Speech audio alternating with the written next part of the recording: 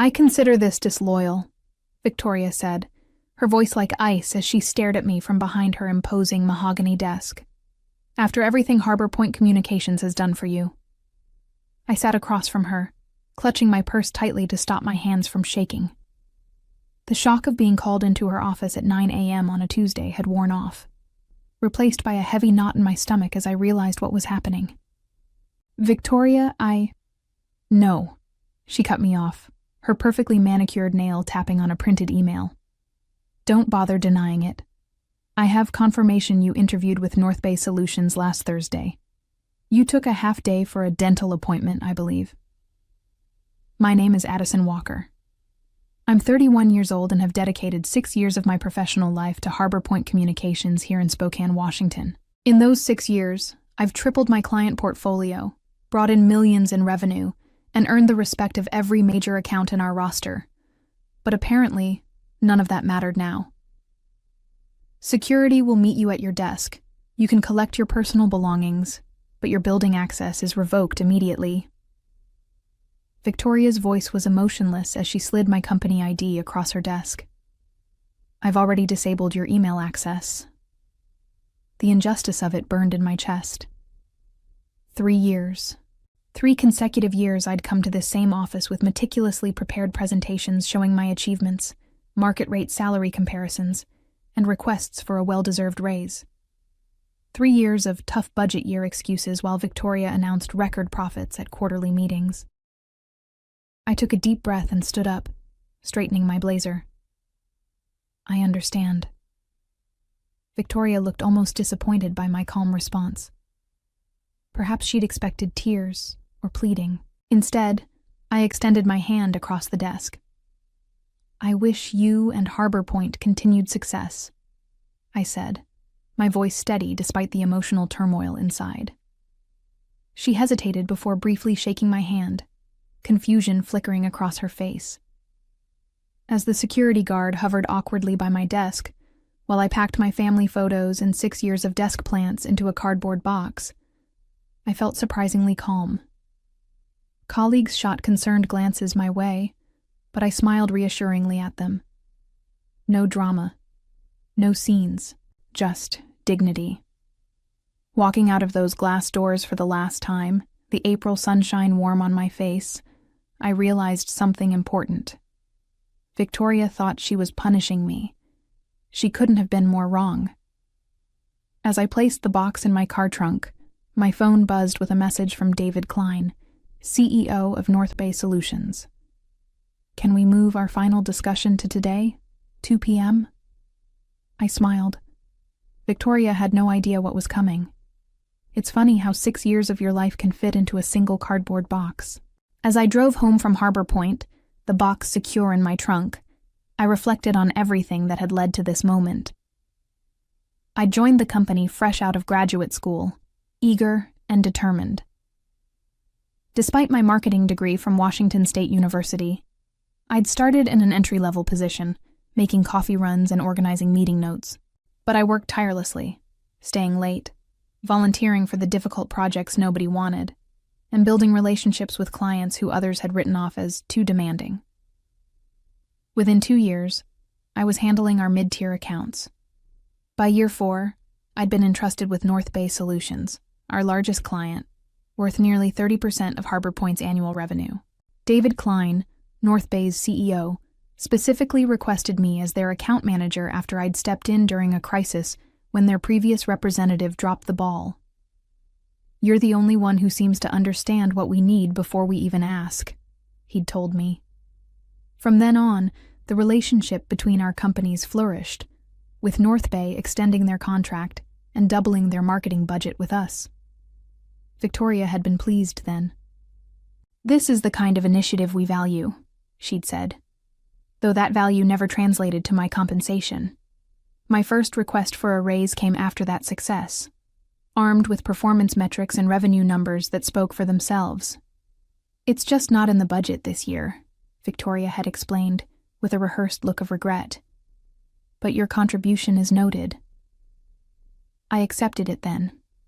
The economy had been uncertain, and I was still building my portfolio.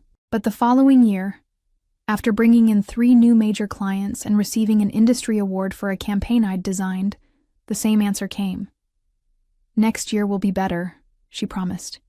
"We just need to tighten our belts a little longer." Meanwhile, Victoria drove to work in a new luxury SUV, and the company leased an additional floor in our building for expansion. Still, I remained loyal, believing that dedication would eventually be rewarded. The third denial came 6 months ago, right after I'd successfully negotiated a 40% increase in North Bay's annual contract value. "Your performance is exceptional," Victoria had said. "But we're investing in infrastructure this year. Perhaps we can revisit this in the summer." Something in me had finally broken. That night, I updated my resume for the first time in 6 years. Not out of anger or revenge, but out of self-respect. I was worth more than constant promises and perpetual denial. I just never expected Victoria would discover my job search before I was ready to give my notice. At home, I set the cardboard box on my kitchen counter and stared at it, the reality of what had just happened finally hitting me. I wasn't just between meetings or taking a day off. I was unemployed. The weight of it pressed against my chest, momentarily making it difficult to breathe. My phone rang, displaying my best friend Olivia's name. "I just heard," she said when I answered. "Thomas texted me. Are you okay?" Thomas was Harbor Point's IT specialist and Olivia's boyfriend.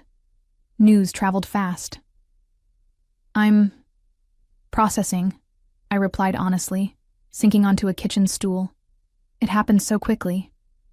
"It's completely unfair," Olivia said, her voice rising with indignation. "Everyone knows you're the only reason North Bay has stayed with Harbor Point this long. Victoria's just intimidated because you're better at the job than she ever was." There was some truth to that. Victoria had been the company's star account executive before moving into management. Many of us suspected she missed the recognition and client relationships, often inserting herself unnecessarily into my meetings with North Bay. "The worst part is how she did it," I said, feeling a flash of anger. Like I'd committed some kind of corporate treason by looking for opportunities after being denied advancement for 3 years straight. "It's her loss," Olivia replied firmly. "And honestly, Addison, maybe it's for the best. You've been undervalued there for years." She was right, of course. I'd stayed at Harbor Point out of loyalty to my clients and colleagues, not because it was the best choice for my career. But getting fired like this, escorted out by security as if I were a criminal, that stung deeply. My phone beeped with an incoming call. David Klein. "Olivia, I need to take this. It's North Bay." "Go. Take it. Call me after," she said before hanging up. I took a deep breath and answered. "Addison, I just heard what happened at Harbor Point," David said, skipping pleasantries. "Are you available to come in today? I'd like to accelerate our conversation." My heart raced. "Yes, I can be there at 2 p.m. as you suggested." "Excellent. And Addison, don't worry about what happened this morning. Sometimes these things have a way of working out for the best." After hanging up, I stared at my reflection in the kitchen window. The woman looking back at me wasn't defeated. She was being set free. I showered and changed into my best suit, the one I reserved for pitching new clients. As I applied my makeup, I felt a strange calm settle over me. Victoria thought she had punished me by firing me so abruptly, but perhaps she had done me a favor. That morning had been humiliating, but it had also been clarifying. I had given Harbor Point my loyalty, creativity, and countless unpaid overtime hours. In return, I'd been undervalued and discarded. Whatever happened next, I knew one thing for certain. I would never again give my best to people who couldn't see my worth. It was time to step into my power. The North Bay Solutions headquarters occupied the top 3 floors of a gleaming glass building in downtown Spokane. Unlike Harbor Point's dated office with its beige walls and aging furniture, North Bay embraced modern design, open spaces, collaborative pods, and walls of windows showcasing mountain views. As I rode the elevator to the 30th floor, I mentally rehearsed what I would say in my interview. I'd need to explain my sudden availability without sounding bitter about Harbor Point. Professionalism was key, even when discussing uncomfortable situations. The elevator doors opened to reveal David Klein himself waiting in the reception area. "Addison," he greeted me warmly, extending his hand. "Thank you for coming on such short notice." David was in his early 50s with salt and pepper hair and a reputation for being both brilliant and fair, qualities I'd come to appreciate during our 3 years of working together. "I appreciate the flexibility," I replied, shaking his hand firmly. "It's been an unexpected day." "Let's talk in my office," he said, leading me through the bustling workspace. Several North Bay employees I knew from our account work waved or nodded as we passed. David's corner office was modest compared to Victoria's showpiece, but infinitely more welcoming with comfortable seating arranged for conversation rather than intimidation. "Coffee?" he offered. "Please." Once we were settled with steaming mugs, David got straight to the point. "I received a call from Victoria Sanders this morning," he began. "She informed me that you would no longer be handling the North Bay account and that she would personally oversee our business until a replacement was assigned." I nodded, keeping my expression neutral despite the small flare of anger. Of course, Victoria would try to retain their biggest client herself. "What she doesn't know," David continued, "is that we were already concerned about our relationship with Harbor Point." This surprised me. "Concerned?" The latest campaign results exceeded projections by 23%. "The results were excellent," he agreed, "because of your work. But we've noticed changes at Harbor Point over the past year. Delayed responses, quality issues with anyone except you, and frankly, a sense that they're taking our business for granted." He set down his coffee mug and leaned forward. 3 months ago, our board suggested we explore other marketing partners. I resisted because of our relationship with you. You've consistently demonstrated an understanding of our brand and business needs that goes beyond the typical client-agency relationship. My mind raced. Was he saying what I thought he was saying? "When you reached out about potential opportunities here," David continued, "it felt like perfect timing. But I need to be clear about something. We were never planning to poach you. We respect professional boundaries too much for that. We were prepared to wait until you gave proper notice at Harbor Point." "I was planning to give 2 weeks' notice," I said, feeling it was important he knew that. "Once I had a firm offer." David smiled. "I believe you. Your professionalism is one of the reasons we're having this conversation. Victoria's decision this morning simply accelerated our timeline." He opened a folder on his desk and slid a document across to me. "This isn't an interview, Addison. It's a job offer. Director of Client Strategy. You'd be building and leading a team to manage all our external marketing partnerships and agency relationships." I glanced down at the paper, and my breath caught when I saw the salary figure. It was nearly double what I'd been making at Harbor Point, more than I would have even asked for in my most recent denied raise request. "This is very generous," I managed. "It's market rate for someone with your experience and proven results," David corrected. "Sometimes it takes leaving a situation to realize what you're truly worth." The offer letter sat on my kitchen table that evening, signed and ready to be returned tomorrow. I'd asked David for the night to review everything, though we both knew my answer would be yes. Still, taking time to consider major decisions was a professional courtesy I extended even when the answer seemed obvious. My phone had been buzzing all afternoon with texts from former colleagues at Harbor Point. Word of my firing had spread quickly, followed by rumors about my meeting at North Bay. I'd responded to a few close coworkers but avoided getting drawn into office gossip.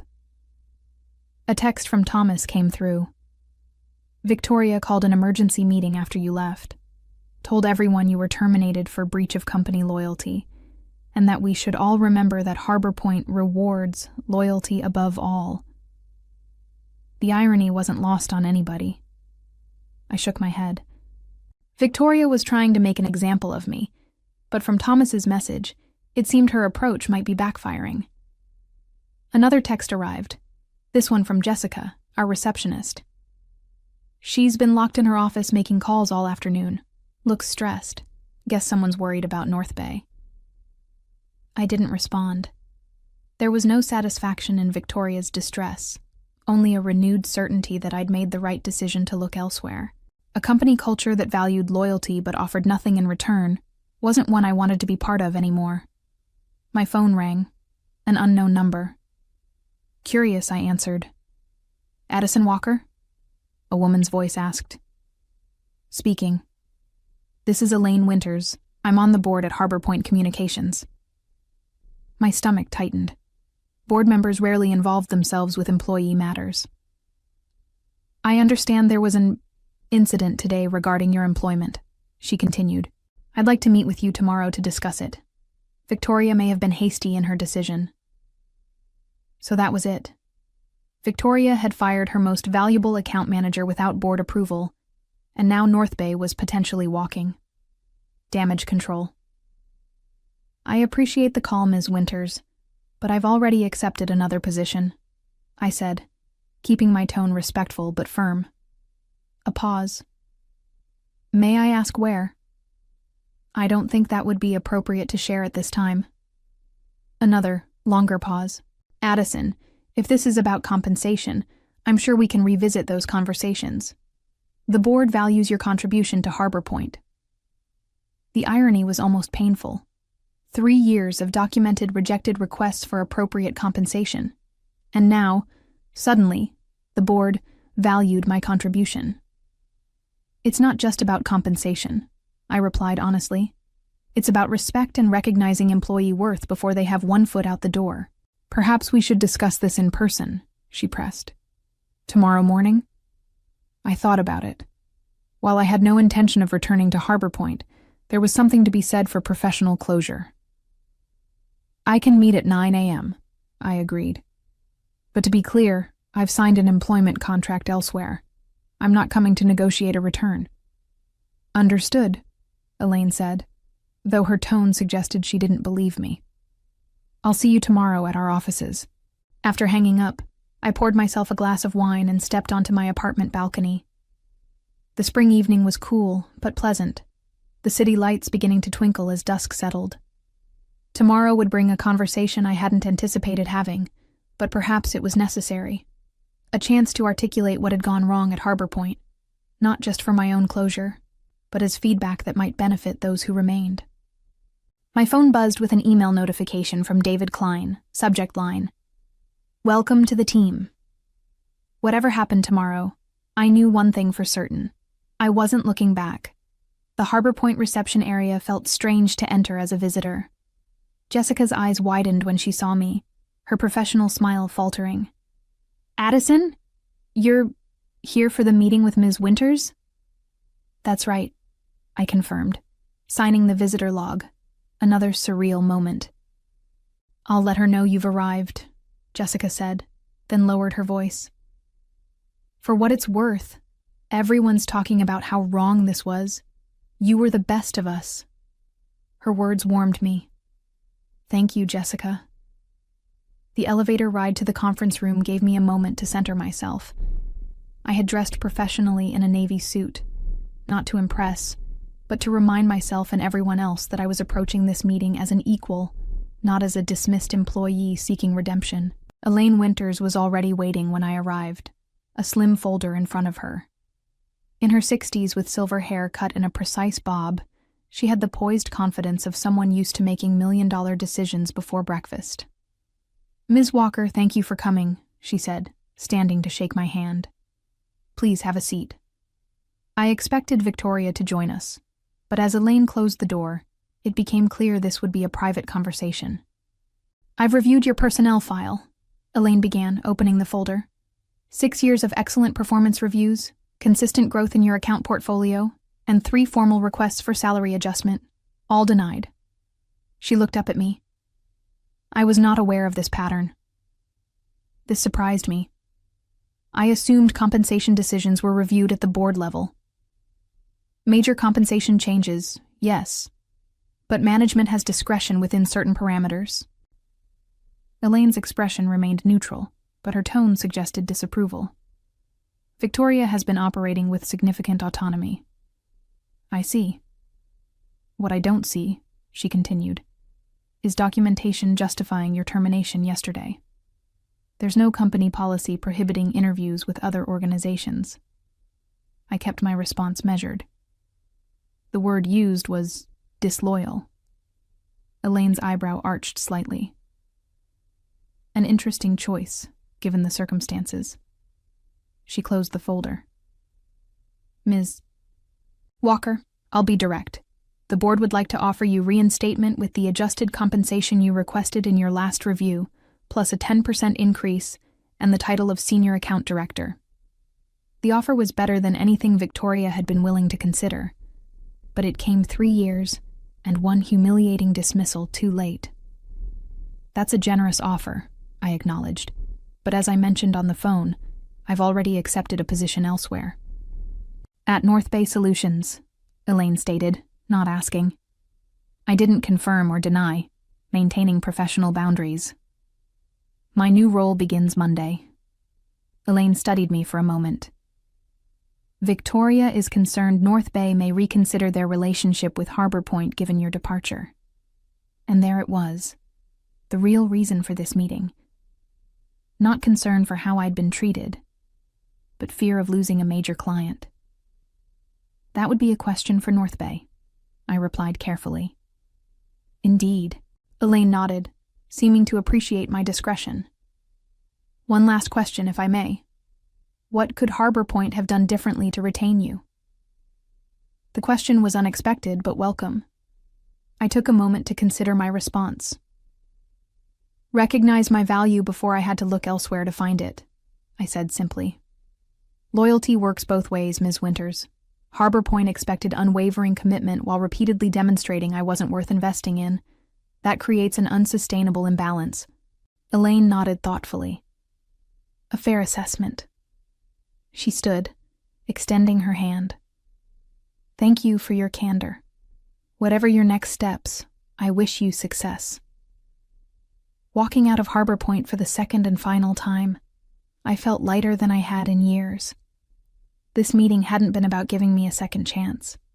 It had been about giving me a chance to reclaim my narrative, to leave on my terms, with my dignity and professional reputation intact. I'd been granted an unexpected gift, closure. Monday morning arrived with a mixture of excitement and nervousness. My new position at North Bay Solutions officially began today, and with it, a fresh chapter in my professional life. I arrived early, eager to settle into my new office, a real office with a door and windows, not the cramped cubicle I'd occupied at Harbor Point despite my senior role. David had arranged for everything to be ready, including a welcome basket and technology setup. At 9 a.m., he stopped by to introduce me to my new team, 5 talented marketing specialists who would be working under my direction to manage North Bay's various agency relationships. The irony wasn't lost on me. I'd gone from managing a single account to overseeing all marketing partnerships, including whoever would now handle the Harbor Point relationship. Team, this is Addison Walker, our new Director of Client Strategy, David announced. Many of you already know her from her exceptional work at Harbor Point Communications. We're fortunate to have her expertise in-house now. After introductions and a brief team meeting to outline priorities, David asked me to join him in the conference room. There, I found several members of North Bay's executive team gathered around the table. Before you dive in completely, David explained, we wanted your input on an important decision. The company's chief financial officer spoke up.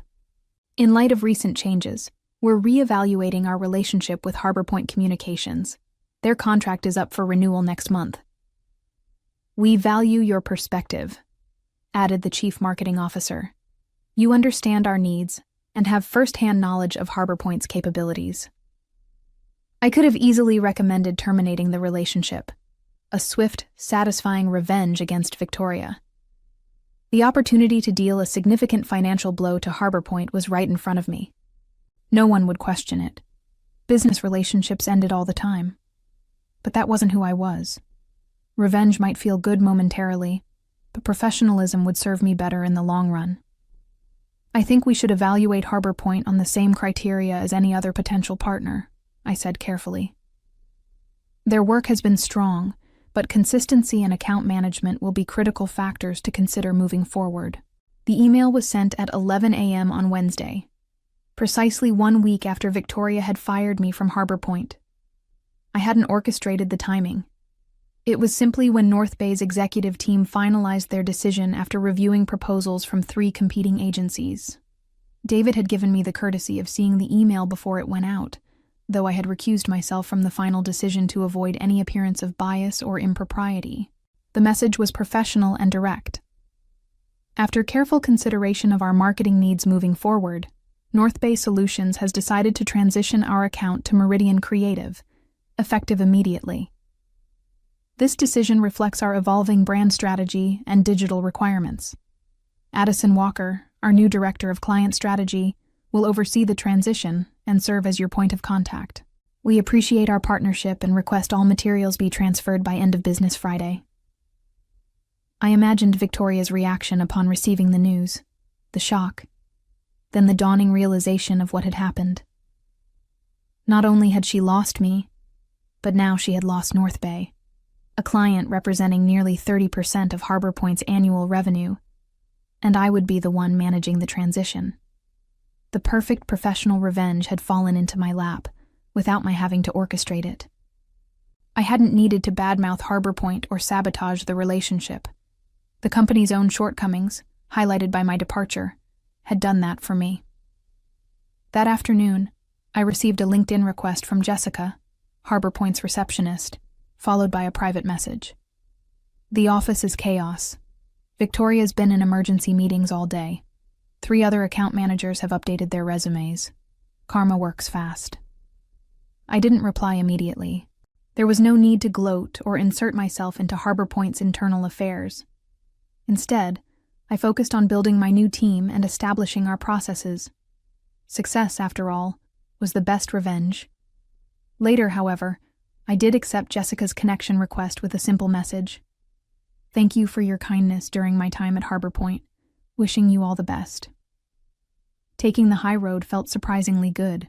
My new position at North Bay brought challenges and opportunities I would never have experienced had I remained at Harbor Point, waiting for recognition that might never come. Sometimes, the best revenge isn't something you actively pursue.